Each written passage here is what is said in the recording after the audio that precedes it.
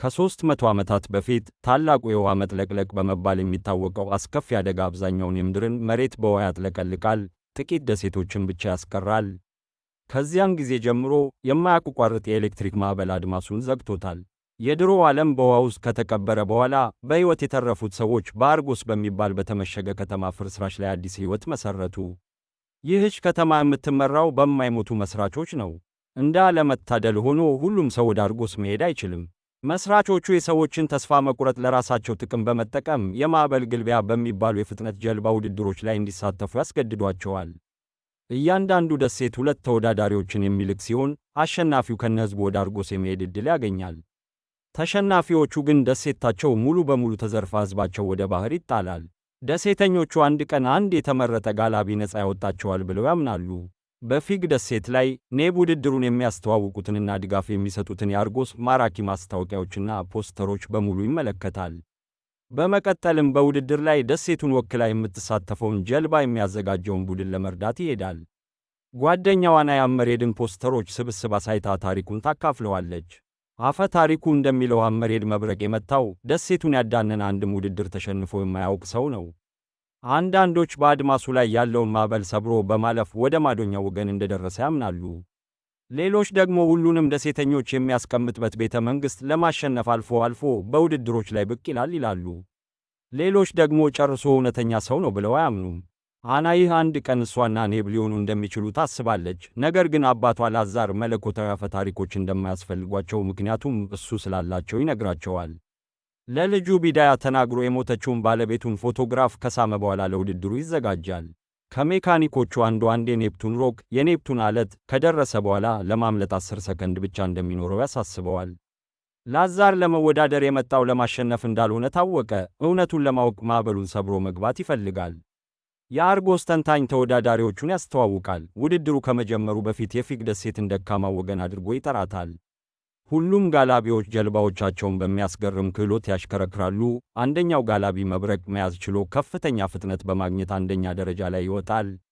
ሌላኛው ጋላቢ ደግሞ ካባው በአጋጣሚ ዓይኑን ስለሸፈነበት ከአለት ጋር ተጋጭቶ ይከሽፋል። አንድ ጋላቢ ከአንደኝነቱ ጀልባ ለመቅደም ሲሞክር ሳይሳካለት ቀርቶ እሱም ይጋጫል። ዕድል እንዳገኘ ላዛር ውድድሩን ትቶ ጀልባውን በአድማሱ ላይ ወደሚገኘው ማዕበል ያቀናል። ተንታኙ ይህ በዘንድሮው የውድድር ዘመን 5ኛው ክስተት መሆኑን ይናገራል። ላዛር ፍጥነቱን ጨምሮ መብረቁን ለማስወገድ የተቻለውን ያህል ይሞክራል። ነገር ግን እንዳለመታደል ሆኖ ጀልባዋ ተመታ ፈንድታ ትጠፋለች። አና በሬዲዮ ዜናውን ስትሰማ ታለቅሳለች። ለአባቷን በቀል እንደምትበቀል ትምላለች። ተንታኙ የፊግ ደሴት ለሚቀጥሉት 10 ዓመታት ከውድድር መታገዷን ያውጃል። ከጥቂት ቀናት በኋላ ኔብ በክፍል ውስጥ ከአድማስ ባሻገር ስላሉት ደሴቶችና እዚያ ቲታኖች ግዙፍ ፍጥረታት እንደሚኖሩ ገለጻ ያደርጋል።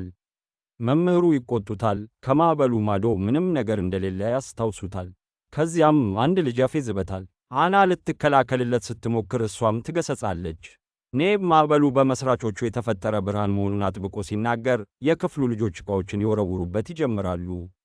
ከክፍል በኋላ መምህሩ የኔብን አባት ኒኮላን አነጋግረው ስለ ልጁ ባሕሪ አንድ ነገር እንዲያደርግ ይጠይቁታል። በዚያ ምሽት ኔብ በዛፍ ላይ ይቆማል። ኃይለኛ ማዕበል ሰማዩን ይቆጣጠረዋል። አና እንዲወርድ ብትለምነውም እምቢ ይላል። በድንገት መብረቅ ዛፉንና ኔብን ይመታዋል። እሱም ጭስ እየወጣበት መሬት ላይ ይወድቃል። በመጨረሻም እንደ አመርሄድ መሆን እንደሚችል ያስባል። በሲዮስ ደሴት ላይ በውድድሩ የሁለቱም የሲዮስ ጋላቢዎች በመሞታቸው ጠባቂዎች ሰዎቹን ለማስለቀቅ ጎዳናዎችን ይቆጣጠራሉ።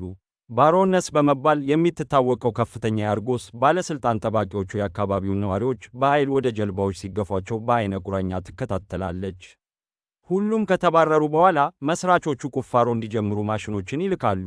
ሞትን ያሸንፋል የሚሉትን ንጥረ ነገር የሚሉትን ሰማያዊ ፈሳሽ እየፈለጉ ነው። በፊግ ደሴት ኔብ በደረሰበት ጉዳት ምክንያት አሁንም አልጋ ላይ ነው። እሱን ለመርዳት የቆረጠው አያቱ ዲዳ ፈጽሞ ላላደርገው ብሎ የማለውን ነገር ለማድረግ ይወስናል። በምሳር የዛፉን ቅርንጫፍ ቆርጦ የሚወጣውን ሰማያዊ ፈሳሽ ይሰበስባል። ከዚያም ይህንን ፈሳሽ በኔብ ዓይኖች ላይ ያደርገዋል። ይህም ኔብ አመርሄድ ወደ ማዕበሉ ሲጓዝ የሚያሳይ ራእይ እንዲያይ ያደርገዋል። የኔብ ዓይኖችም የማዕበል ቀለም ይይዛሉ።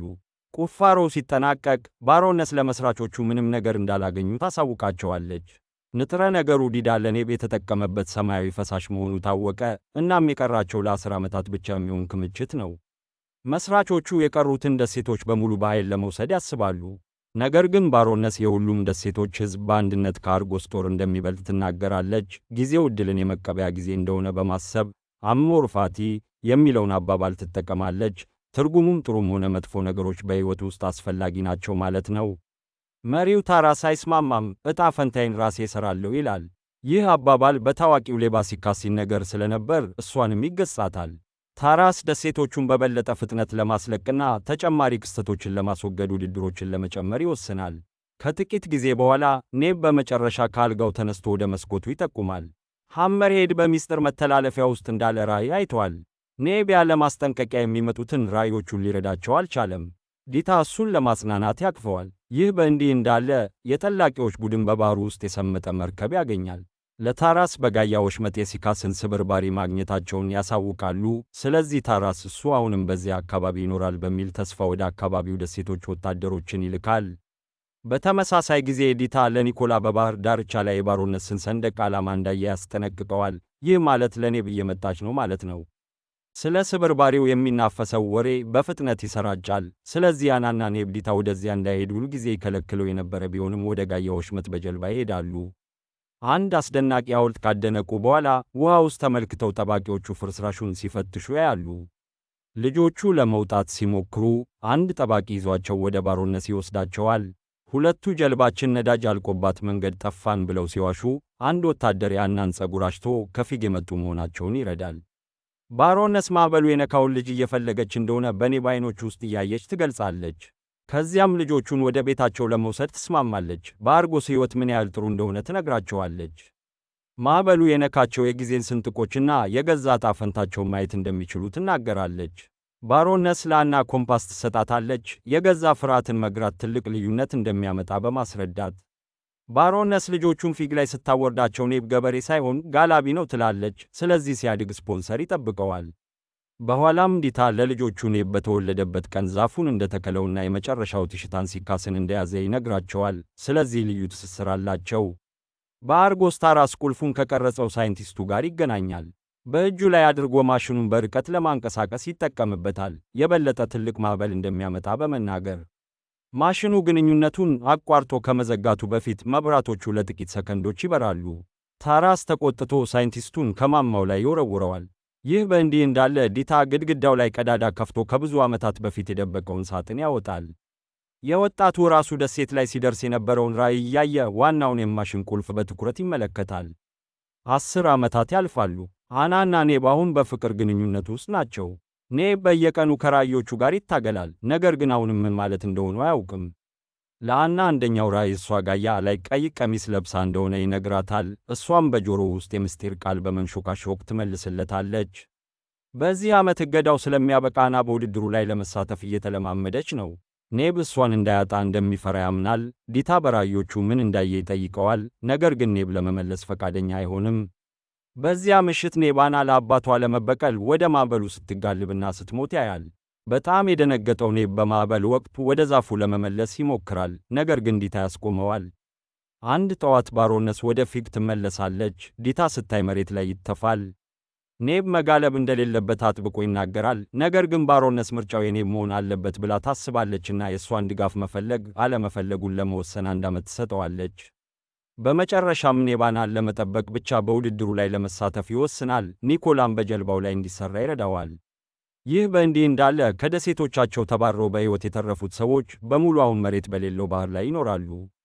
ልጆቻቸው በጀልባዎች ላይ ተወልደው እውነተኛ መሬት ላይ ረግጠው አያውቁም። ማሽኖቹ ምንም ነገር ሳያገኙ መሬቱን እያደሙ ከደሴት ወደ ደሴት ሲሄዱ መመልከት ብቻ ነው የሚችሉት። ከወራት ዝግጅት በኋላ የተመረጡት ጋላቢዎች በሙሉ በላር የሚሰጠውን ገለጻ ለመስማት ወደ አርጎስ እንዲገቡ ይፈቀድላቸዋል። ስለ ሕጎቹና ኮምፓሶች በማዕበሉ አቅራቢያ እንደማይሰሩ እንዲሁም ከእንቅስቃሴ መቋቋም ጋር እንደሚታገሉ ይነገራቸዋል። ከስብሰባው በኋላ አና ኔብን አብሯት ወደ ማዕበሉ እንዲጋልብ ታምናዋለች። ቃላቸውንም በሳምንታቸው ያጸኑታል። በተመሳሳይ ጊዜ ታራስ ውድድር ላይ ለመስራቾቹ ሰዎችን የሚገድሉትን ቦምብሄድ የሚባሉትን ጋላቢዎች እንዲቀላቀል አንድ ኃይለኛ ተዋጊ ይመርጣል። ታራስ ከፊግ ደሴት ጋላቢዎች እንዲጀምር ይነግረዋል። ከሰዓት በኋላ ውድድሩ በመጨረሻ ይጀምራል። አናና ኔብ የደሴታቸውን ስም ለማንጻት በጣም ስለጓጉ ወዲያውኑ አንደኛ ደረጃን ይይዛሉ። ለመጀመሪያዎቹ ጥቂት ደቂቃዎች ውድድሩ በተለመደው ሁኔታ ይሄዳል። ነገር ግን ብዙም ሳይቆይ ቦምብሄድ ጀልባውን ወደ ተቃዋሚው መርከብ በመንዳት ያጠፋታል። ውድድሩ እንደገና ለጥቂት ጊዜ በተለመደው ሁኔታ ይቀጥላል። አናም በአንደኝነት ትቆያለች። የመጨረሻው መስመር ላይ ሲደርሱ ቦምብሄድ እንደገና ጥቃት ይሰነዝራል። ነገር ግን አና በፍጥነት እየተንቀሳቀሰች ስለነበረች ይስታታል። ሌላ ጀልባ ግን ያጠፋል። አና ቀዳዳ ስታገኝ ውድድሩን ትታ ወደ ማዕበሉ መጋለብ ትጀምራለች። ኔብና ቦምብሄድ ወዲያውኑ ይከተሏታል። ወደ ማዕበሉ ሲቃረቡ መሐመርሄድ በሚያስገርም ሁኔታ ይቀላቀላቸዋል። በድንገት መብረቅ የመሐመርሄድን ጀልባ ይመታዋል። እሱም ይጠፋል፣ ምክንያቱም እሱ ኔብ ብቻ የሚያየው ራእይ ነበር። አና ወደ ማዕበሉ በጣም እየተቃረበች ነው። ስለዚህ ቦምብሄድ ፍጥነቱን ጨምሮ ከጀልባዋ ጋር ይጋጫል። ኔብ ከራእዩ ዘግይቶ ይነቃል። የሴት ጓደኛው ስትሰምጥ በማየቱ ክፉኛ ያዝናል። ወደ ውሃው ውስጥ ዘሎ በመግባት ወደ እሷ መዋኘት ይጀምራል። ነገር ግን ቦምብሄድ ሊመታው በጀልባው ያልፋል። ለጥቂት ሰከንዶች ኔብ አናን በቀይ ቀሚስ ያየበትን ራእይ እያየ ያለ ቁጥጥር ይንሳፈል። በተመሳሳይ ጊዜ ታራስ መሐመርሄድ ከጎኑ ሲታይ በማየቱ ክፉኛ ይደነግጣል። ከውድድሩ በኋላ ኔብ ወደ ወህኒ ቤት ይጣላል። በሐዘንና በበደለኛነት ስሜት ተውጦ ወለሉ ላይ ይወድቃል። ራእዮቹን ከትዝታዎቹ መለየት ያቅተዋል። ላሪ ኔብን ጎብኝቶት በወጣትነቱ ቦምብሄድ ለመሆን ተስማምቶ እንደነበር ያካፍለዋል። ነገር ግን ሕዝቡ መቼም ማዳን አያስፈልገውም ነበር ይላል። በመቀጠል ኔብ ከባሮነስ ጋር ይገናኛል። እሷም አንድ ታሪክ ትነግረዋለች። ከብዙ ዓመታት በፊት ዓለም ከሰጠመች በኋላ የኦፕሬሽን ቲሽታን አባላት ለሕይወት ተስፋ ፍለጋ ውቅያኖሶችን አሰሱ። በመጨረሻም ይህንን ደሴት አገኙ። ደሴተኞቹ በጋያ አምላክ ደም እንደሚጠበቁ ያምኑ ነበር። መስራቾቹ ንጥረ ነገሩ ብለው ሳይሙትና የማይሞቱ ለመሆን ንጥረ ነገሩን በአግባቡ የማይጠቀሙበትን አርጎስን መሰረቱ። ታራስ ለአደጋ የተጋለጠውን አካባቢ ለመጠበቅ ታስቦ የነበረውን ቴክኖሎጂ ወስዶ ደሴቶቹን ወጥመድ ውስጥ የከተተውን ማዕበል ለመፍጠር ተጠቀመበት። ከዚያም ለራሱ ማለቂያ የሌለው ንጥረ ነገር ለማግኘት መቆፈር ጀመረ። ስለዚህ ደሴቶቹ እየተሰባበሩና እየደረቁ መጡ። ሳይኪስ በዚህ ሰልችቶት ከመኮብለሉ በፊት ቁልፉን ሰረቀ። ነገር ግን ሕዝቡ መቼም ማዳን ማዕበሉን መሻገር ስላልቻለ ፊግ ላይ አረፈ። እዚያም ዲታ የሚለውን ስም ይዞ አዲስ ሕይወት ጀመረ። ከታሪኩ በኋላ ባሮነስ ከአና አስከሬን ላይ ያገኘችውን ኮምፓስ ለኔብ ሰጥታ ወደ ቤቱ ትሰደዋለች። ፊግ ላይ ኔብ ዲታን ስለ ውሸቶቹ ሁሉ ይወቅሰዋል። ዲታ ይህንን ያደረገው እሱን ለመጠበቅ እንደሆነ ይናገራል። ነገር ግን ኔብ አይሰማውም። በኋላም ኔብ በአና ስም ዛፍ ይቀብራል። ከዚያም ዲታ ብዙ ጊዜ ይጠፋ እንደነበር ነገር ግን ምንም ነገር ነግሮት እንደማያውቅ ለሚያስረዳው ኒኮላ ያነጋግረዋል። ዲታ ያስተማረው ነገር ቢኖር እንዴት የማዕበሉ አካል መሆን እንደሚቻል ነበር። በማዕበሉ መሃል ማንኛውንም ሰው ወደ ማዶ ሊወስድ የሚችል የሚደንቅ መብረቅ አለ ይባላል። ነገር ግን ኒኮላ መቼም ሊይዘው አልቻለም። በራእዮቹ ምክንያት ኔብ መሐመርሄድ እንደያዘው ያስባልና እሱም መሞከር ይፈልጋል። ኒኮላ ለአባቱ ኔብ ዝግጁ መሆኑን ይነግረዋል። ስለዚህ ዲታ ቁልፉን ይሰጠዋልና አሞርፋቲ ስለሚለው ሐረግ ያስተምረዋል። ከመሄዱ በፊት ኔብ ያናን ዛፍ ይወስዳል። ይህ በእንዲህ እንዳለ ባሮነስ ለታራስ የምርት ምርታማነት እየቀነሰ መሆኑንና ረሃብ አብዮት እንደሚቀሰቅስ ታስጠነቅቀዋለች። እሷ ቀድሞውኑ ጉዳዩን ይዛዋለች። ነገር ግን ታራስ በእሱ ሥልጣን ጣልቃ በመግባቷ ደስተኛ አይደለም። በአርጎስ ኔብ ቁልፉን እያጫወተ የሚቀጥለውን ውድድር እየጠበቀ ነው። ቁልፉ ደግሞ ወደ መስራቾቹ ቤተ መቅደስ የሚያመለክት ኮምፓስ መሆኑን ይረዳል። ሊሆኑ የሚችሉ ዕቅዶችን እያሰበ ሳለ ታራስ በትኩረት ሲመለከተው ያስተውላል። በኋላም ነርስ ማያ ታራስ አዲስ የንጥረ ነገር መጠን እንዲወስድ ትረዳዋለች። ታራስ ከእሷ ጋር ተግባቢ ለመሆን ይሞክራልና ኔብን እንድትከታተለው ይጠይቃታል። ይህ በእንዲህ እንዳለ ኔብ ላሪ መብረቅ እንዴት መያዝ እንዳለበት እንዲያስተምረው ይጠይቀዋል። አብረው በጀልባ ይወጣሉና ላሪ ፍጥነቱን እንዴት በአግባቡ መጠቀም እንዳለበት ኔብን ይመራዋል።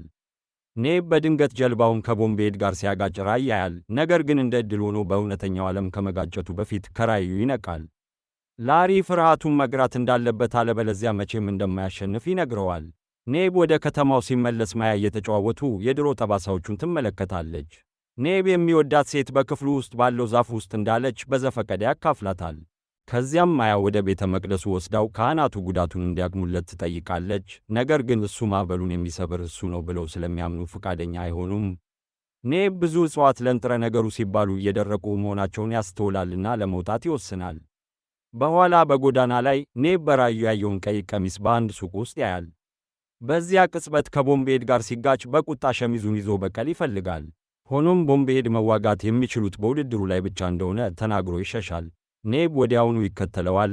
ማሳደዱም በከተማው ሁሉ ላይ እንዲሮጡ ያደርጋቸዋል። በመጨረሻም ወደ ውሃው ውስጥ ይዘሉ። ወንዶቹ ወደ ቅርብ ዳርቻ ይዋኛሉና ኔብ በቦምብሄድ ላይ ዘሎ ማብራሪያ ይጠይቃል። ቦምብሄድ ማዕበሉን ለመጠበቅ ለታራስ ቃል እንደገባ እስኪነግረው ድረስ ብዙ ጊዜ ውሃ ውስጥ ያጠልቀዋል። ኔብ በሕይወት እንዲኖር ይተወዋልና በውድድሩ ላይ እንደሚያሸንፈው ይምላል።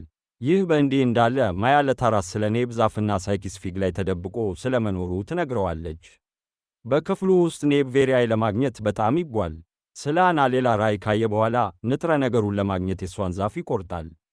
ከዚያም በእቅዱ እንዲረዳው ላሪን ይጎበኘዋል። በማግስቱ የሚቀጥለው ውድድር ይጀምራል። ቦምብሄድ ጊዜ አያባክንምና እሱን ለማበሳጨት ብቻ በኔብ ጀልባ ላይ ይጋጫል። ነገር ግን ለውድድሩ መጀመሪያ ሁሉም ሰው ይረጋጋል። ኔብ በሁለተኛው ዙር ሁለተኛ ደረጃ ላይ ይገኛልና ታራስ ወደ ማዕበሉ ለመሄድ እንደሚሞክር ያስባል። ነገር ግን ምንም ነገር አይከሰትም። ቦምብሄድ ፍጥነቱን ጨምሮ አቋራጭ መንገድ በመውሰድ መብረቆቹ በሚቀርቡበት ጊዜ ኔብን ለመድረስ ይሞክራል።